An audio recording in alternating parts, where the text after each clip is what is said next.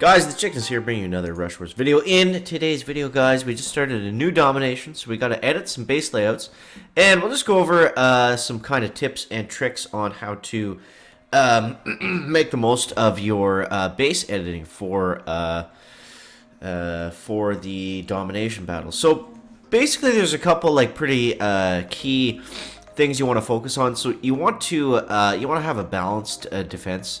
You don't really want to like gamble and put like save for what we got here. We don't want to put like bazookas and hot shots all up front just to like if we're thinking like, oh, we want to do like a bunch of damage as soon as they get there. Like that's not how you want to do. You want to spread it out.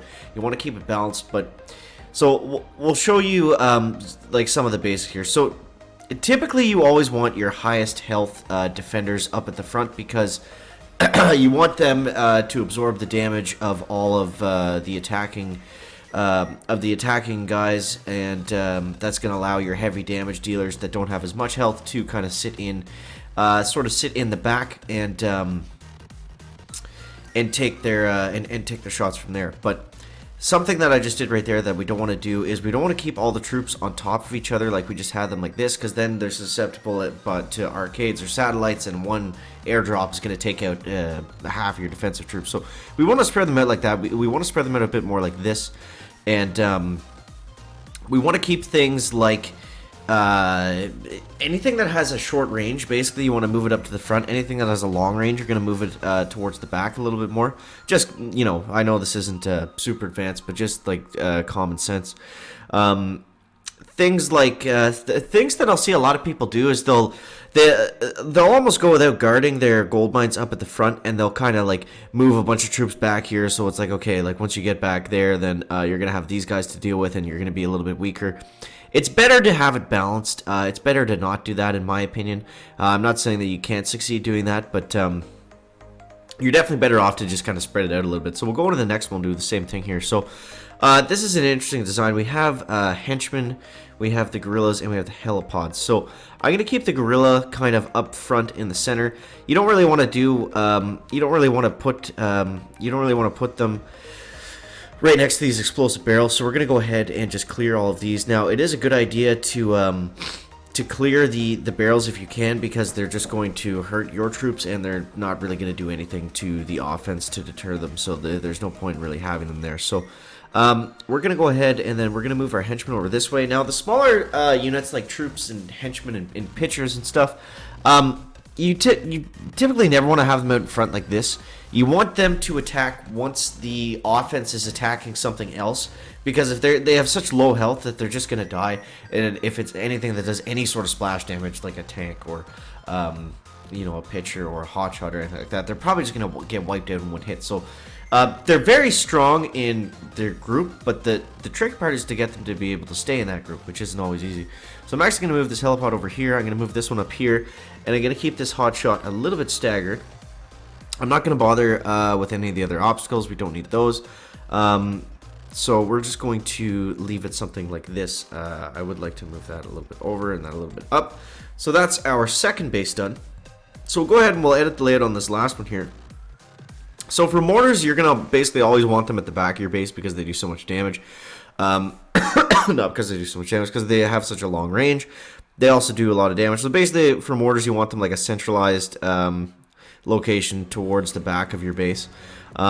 Things like Zookas and hotshots, you want to spread them out. Hotshots a little bit closer because they're going to do a little bit more damage close up, and they're going to have a little bit more health to sponge some hits. Because so basically this lineup, we want the hotshots to try to tank for the Zookas, and as well as the helipods. So I'm going to keep the helipod in the back over here. I'm going to space these guys out. I'm just going to try to space them out as well as I can, and we're going to move them up like this. I'm going to move the Zookas back. And something like this, you know, somewhat balanced, somewhat keep the Zookas in range. I'll move this guy a little bit closer to this rock here. And I will go ahead and clear both of these oil drums or whatever they are. And that's good for our third base. So let me know your guys' tips and tricks for editing your layouts in Domination. What are some things you look for? What are some things you don't like to look for? Let me know that down below in the comments, guys. Let's go ahead and get into some live attacks. Back. Alright, so we got, this is a doozy. So for this base, he's got a Gatling gun, a cannon, and another tank. It doesn't really look like a good matchup for the tank and henchman comp that we have. It's not really a great, strategy, but it's where we are. All Zookas, definitely not something we want to fight with tanks. We're just going to get wrecked there. This is a little bit more our speed, I'm thinking, but let's just go ahead and just get into attack. Oh, henchman way back here. So basically what we want to avoid in this battle, guys, is going to be that Gatling gun. That's going to be the big deterrent right there. And it did lock onto the henchmen, which is nice. They're going to go down very quickly, though, as they always do. So now we got this tank coming up this way. We must be very close to the Gatling gun starting to target. So now I'm going to make this go invisible, and I'm going to go like this with Lady Grenade. I'm going to use her ability. And that's going to blow up some cans, allow the tank to get through.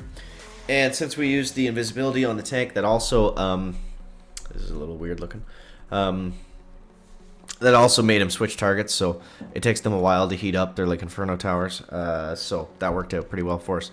Boom! Easy 3-star, guys. Look at all that loot, 163 gold. Crazy the amount of gold that we get now. I forgot to open up a free chest. Get that out of the way. Now we got some nice wide open chest slots. I think we'll use this again. Instead of the henchmen, let's go with the troops. They're just a better troop overall. A little bit more health, a little bit more damage. Less troops, obviously, but I don't know. I've never found the henchmen to really work that well in any sort of composition, but maybe you guys have some ideas in the comment section. So we got pitchers, we got shields, lots of shields. Not too worried about the pitchers. They will do some damage. They will take out some troops at first, but for the most part, we should be okay. I'll use the invisibility just because we can. And as soon as this pitcher goes down, it should only take one shot from the tank. There we go. So now all we have left is that mortar.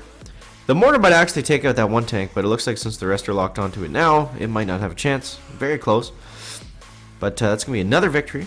Another victory for the chicken guys. Easy stuff so far. That was just a common box. Ooh, we got our attack cards were refreshed. Let's see what we got this time. Kung Fu, Helicopter, and Hot Shots. We got a pretty good roll here. I'm actually gonna go all Hot Shots and 2 arcades, and I think that's gonna work pretty well. We'll start to use the bear just because he has a little bit more health. Or we're able to use him, and we can't use grenade right now. Okay, so this doesn't look too bad. There we go. And I'm just gonna let the bear die. I'm not too worried about him. There we go. And then let's go all Hot Shots. So the bear was able to do something there. Now we gotta be careful with the Zuka and those pitchers. Now what I should have done here was spread them up a little bit more. Or spread them out a little bit more, rather. Throwing them all together is not a good way of doing things. That rocket trap could have easily killed us completely, but we were able to take the win there. Hot Shots, man, very, very strong. So we got time for a couple more battles. We'll do that again, I guess. Hot Shots, arcades. We could use the paratroopers; they would work as well, but we'll keep it with the arcades. Because the biggest thing that Hot Shots are going to have problems with are pitchers and Zookas like we saw in the last match. So arcades are pretty nice to have against those guys. Okay, so let's start off here. I see a couple good spots. So let's open up this arcade. And it doesn't actually open the next box, but that's okay. And then we're going to go this way with it. And we should be able to take out those 2 Zookas and possibly that rocket truck with all that poison. Boom, there it is. Alright, so now we're going to go ahead and go in. 1, 2, 3, 4. So we'll go 5 on that side, 4 on this side. And we're just going to have to deal with these bazookas. They did hurt quite a bit, but since we were able to take out all the other defenses before the battle even started, we're going to go ahead and get the easy victory there. That's without a hero as well. So just little things like that, guys, to always make sure that you're doing. It goes a long way, guys. It goes a long way. Can you see the lights? Can you see the microphone? Can you see the chicken? Everything looks pretty good, I think. Angle this up. Up. Chicken side, not down. I don't know. Whatever. That works. As long as you can hear me, that's all that matters. So let's go. Let's go one there. And then we'll go one here. And I'm just going to do a straight line of hot shots. Well, I tried to do a straight line, but... So the Gatling gun shouldn't cause us too many issues. It will take out a couple hot shots for sure, but other than that, it's pretty... it's pretty easy to get by. The dummy bomb might kill... Nope. No, it doesn't even kill a hot shot. Hot shots are just at that like perfect like health and damage point where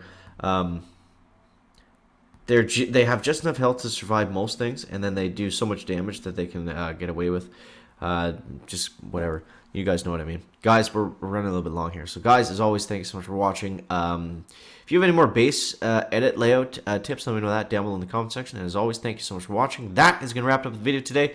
Make sure to leave a like if you found it interesting, entertaining, or informative. And we'll see you next one. Guys, check it out. Back.